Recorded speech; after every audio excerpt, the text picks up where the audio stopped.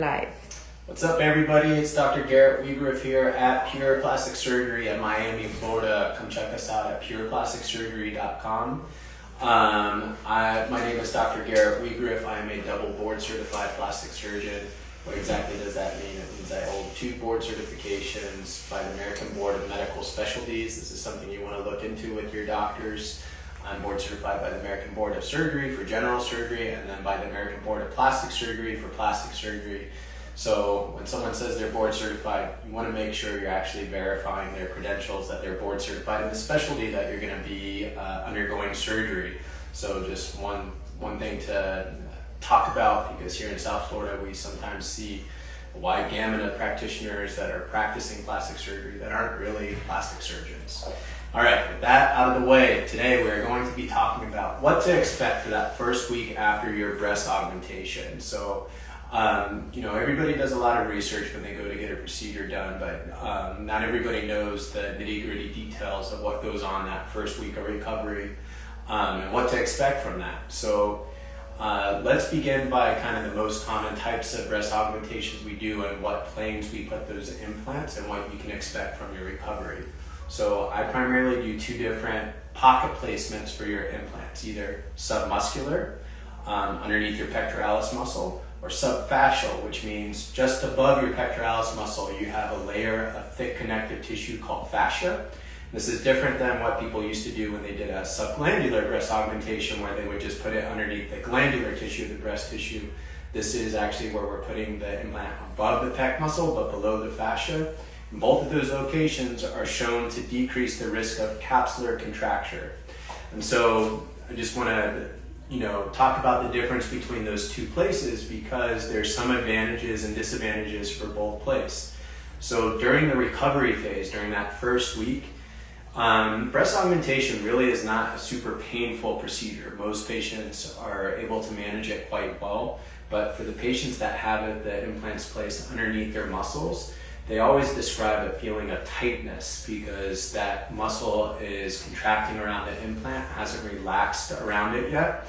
And so you have this sensation of tightness. So that's what you can expect if you have a submuscular placement of implants. Not terrible pain. Some people do need to take a few narcotic pain medications, but most of my patients can get away with just taking Tylenol, ibuprofen, or the muscle relaxers that I give everybody. And so that's the reason we give everybody muscle relaxers that is getting a breast implant placed below the muscle.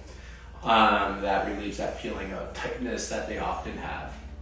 So if you do the subfascial technique, you're really having even less pain than that. And a lot of people don't even need to take muscle relaxers, or there's not really a need to take muscle relaxers, and they're able to manage their pain with Tylenol and ibuprofen. So it's a really well-tolerated procedure. So when you come out of the operating room, you're going to have a surgical bra on that just gives you support to your breast. And for me, I'm going to have everybody take off their bra on the first day so they can, so we can do our post-op visit, take a look at everything, make sure there's no concerns. You really should not have a lot of bruising with the breast augmentation. So if you have a lot of bruising, especially if it's on one side versus the other side, you want to be thinking about the possibility of something that might have bled in there. But really, when this procedure is done right, we're in pretty bloodless planes most of the time, and we're able to control the bleeding very well. So there's very minimal bruising associated with breast augmentation. One of the other things that's a little shocking for patients when they first come out of surgery during that first week is things do not look exactly how you want them to look. That's because your implants are high and tight.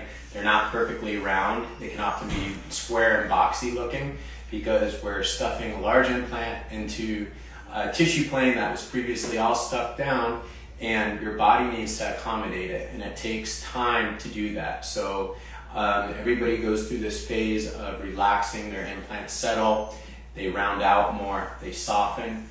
That first week, everything's going to be hard, very firm, and your implants are not going to be perfectly round. They're going to be really high.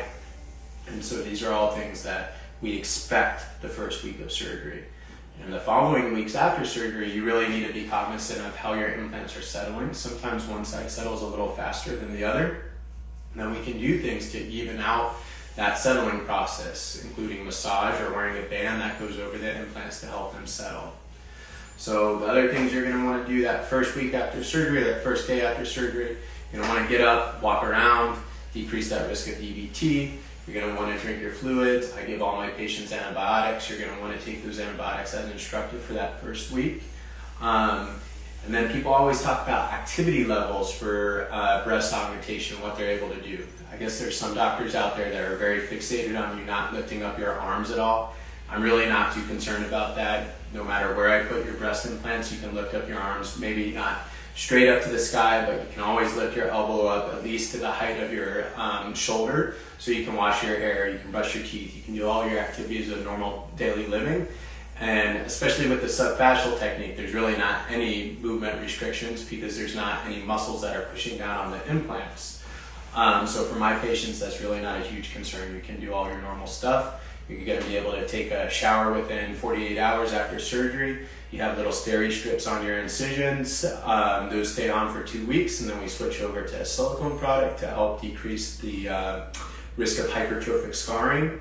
And it's a really super well tolerated, quick, easy procedure that has a very impactful difference on our patients. So I hope that gives you a little bit of insight into what to expect for that first week after breast augmentation surgery. And do we have any questions related to that?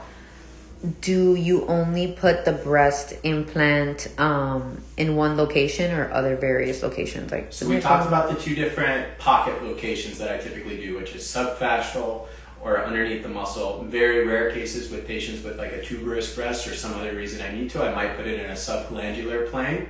And then incision location, we have a few different places we can place incisions. The most common one and the one that I always use is the inframammary fold. The fold underneath the breast, because that has the lowest risk for capsular contracture rate, or that abnormal scar tissue that can form around an implant. The other places we can put it is around the nipple or the areola, or through the armpit. Both of those techniques have been shown to have higher risk of capsular contracture, and so I always recommend using the inframammary fold. Yes. Somebody said that they've had it under their muscle and it was the most excruciating pain.